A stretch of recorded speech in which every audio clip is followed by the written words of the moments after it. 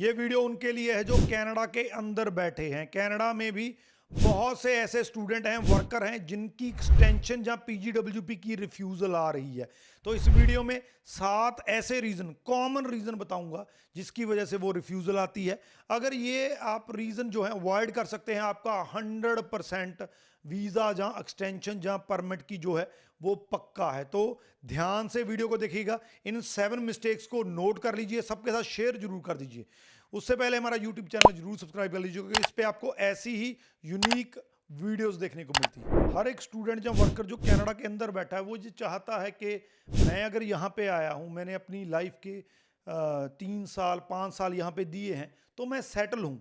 और उनके जो फैमिली मेम्बर हैं वो भी वही चाहते हैं कि वो वापस ना आए। कनाडा में उसका एक ड्रीम है वहाँ पे रहने का, सेटल होने का, वो पूरा हो जाए। लेकिन कई बार चीज़ें उस तरीके से नहीं हो पाती हैं।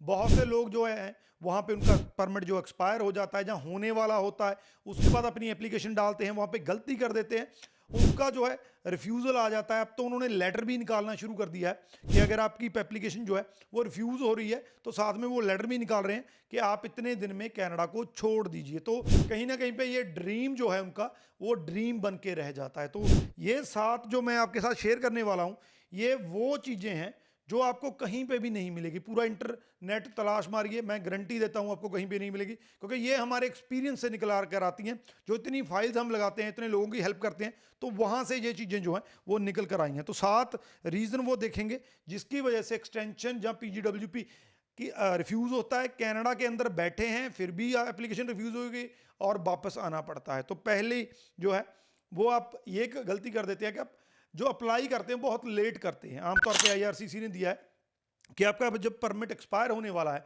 तो आपने जो नेक्स्ट एप्लीकेशन लगानी है वो 30 डेज के अंदर अंदर, उससे उसके एक्सपायर होने से 30 डेज से पहले आपने वो जो है वो लगा देनी है, ताकि आपका विद इन टाइम पीरियड जो है वो रिजल्ट आ जाए और आप अपना जो आगे का, चाहे आपने स्टडी की डाली है, चाहे वर्क परमिट की डाली है, वो आपका स्टेटस जो है वो अपडेट हो जाए और आप अपनी जो नेक्स्ट एक्टिविटी है उसको रिज्यूम कर पाएँ, कंटिन्यू कर पाएँ। तो 30 डेज वाला ये जो आप अपना नोट कर लीजिए कि आपने अपनी एप्लीकेशन की तैयारी पहले करके 30 डेज में डाल देनी है। दूसरा जो बड़ा एक, ये बहुत एक ऐसी चीज़ है जो बहुत से लोग इग्नोर भी करते हैं और गलती भी करते हैं, वो पासपोर्ट की एक्सपायरी को जो है वो इग्नोर कर देते हैं। मान लीजिए आपने एक्सटेंशन डालनी है, आपका पासपोर्ट सिर्फ 1 साल के लिए बचा है, लेकिन आपको जो एक्सटेंशन मिलनी है वो 1 साल से ज़्यादा की मिलनी है।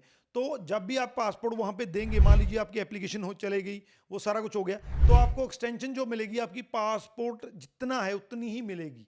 तो इस चीज़ को नोट कर लीजिए। आपने जो अपना पासपोर्ट है वो पहले रीन्यू करवाना है।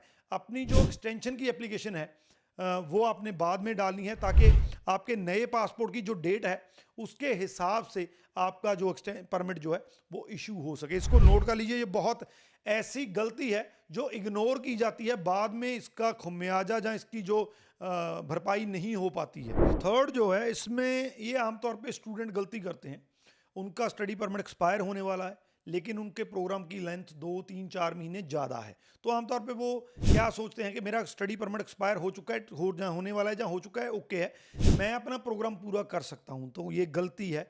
जिस दिन आपका स्टडी परमिट एक्सपायर होता है उसी दिन आप उसके बाद अपनी स्टडी कंटिन्यू नहीं कर सकते हैं। उस दिन तक की आपके पास जो है परमिशन है कि आप स्टडी कर सकते हैं।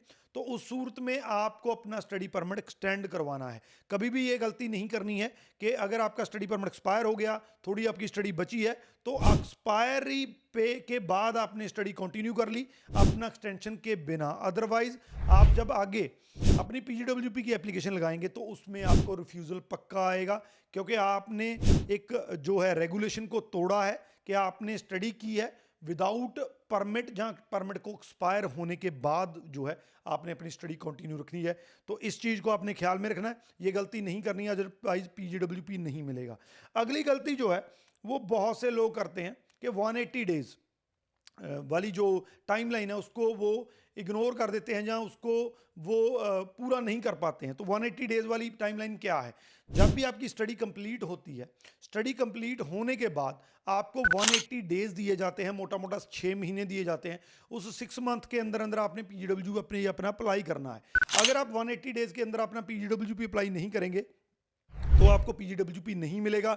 आप उसके बाद अपनी एप्लीकेशन भी नहीं लगा सकते हैं। तो 180 डेज के अंदर अंदर एप्लीकेशन लगानी है। अब गलती क्या होती है, बहुत से स्टूडेंट को इसके दौरान ट्रांसक्रिप्ट नहीं मिलती है, जहां कोई और रीज़न हो जाता है जिसकी वजह से उनकी एप्लीकेशन डिले हो जाती है। तो ये गलती नहीं करनी है। आप कैसे भी करके अपने जो डॉक्यूमेंट पूरे कीजिए, 180 डेज के अंदर अपना जो है वो फाइल लगाइए। दूसरी गलती कई स्टूडेंट ये करते हैं कि 180 डेज के अंदर जो है वो इसलिए नहीं कर पाते हैं कि आयल्स नहीं आता है। तो आप आज ही आयल्स की तैयारी कीजिए। जो भी आपका आयल्स का स्कोर है वो लेके 180 डेज के अंदर अंदर अपनी एप्लीकेशन लगाइए। अगर ये नहीं लगाते हैं तो सिर्फ यही नहीं है कि आपका रिफ्यूज़ल आएगा, बल्कि इसके बाद आप पीजीडब्ल्यूपी के लिए जो एलिजिबल ही नहीं रहेंगे। ये बहुत इंपॉर्टेंट है, इसको ध्यान में रखना है। इसके बाद जो बड़ी गलती है, वो स्टूडेंट जब पीजीडब्ल्यूपी डालते हैं, अब अगर आपने वहाँ पे वर्क परमिट जो स्टडी के बाद मिलता है वो लेना है, तो आपको इंग्लिश का टेस्ट देना पड़ता है। तो अगर आप आयल्स पीटी जो भी आप दे रहे हैं, अगर वो टेस्ट आपका नहीं हुआ है, उसके बिना आप एप्लीकेशन लगा देते हैं, तो आपका रिफ्यूज़ल 101% पक्का है। यहाँ पे कई लोग स्मार्ट मूव करते हैं, हो सकता है किसी के कहने पे, किसी लॉयर के कहने पे, किसी कंसल्टेंट के कहने के, कि भाई आप एप्लीकेशन डाल दो। एप्लीकेशन डालने के बाद अपना आयल्स या पीटी का रिजल्ट जो है अपडेट कर दीजिए अपने वेब फॉर्म के थ्रू। तो यहाँ पे मैं वार्निंग देना चाहूँगा, इसको ध्यान से सुन लीजिए इसको। अगर आपकी एप्लीकेशन वहाँ पे चलेगी, उसके बाद अगर आपने अपडेट किया, वो नहीं देखेंगे। अब तक नोटिस किया गया है कि जितने भी स्टूडेंट्स ने पहले एप्लीकेशन डाली, उसके बाद आयल्स अपडेट किया, किसी का भी पीजीडब्ल्यूपी पॉजिटिव नहीं आया, सबके रिफ्यूज़ल आए हैं।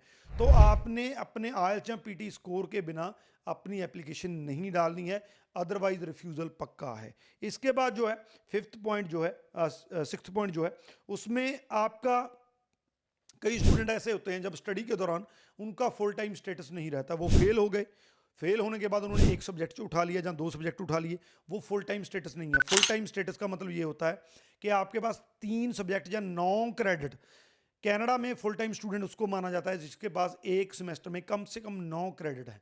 तो अगर 9 क्रेडिट से कम कोई सेमेस्टर आपने उठाया हुआ है, तो उसमें आप फुल टाइम स्टूडेंट नहीं है।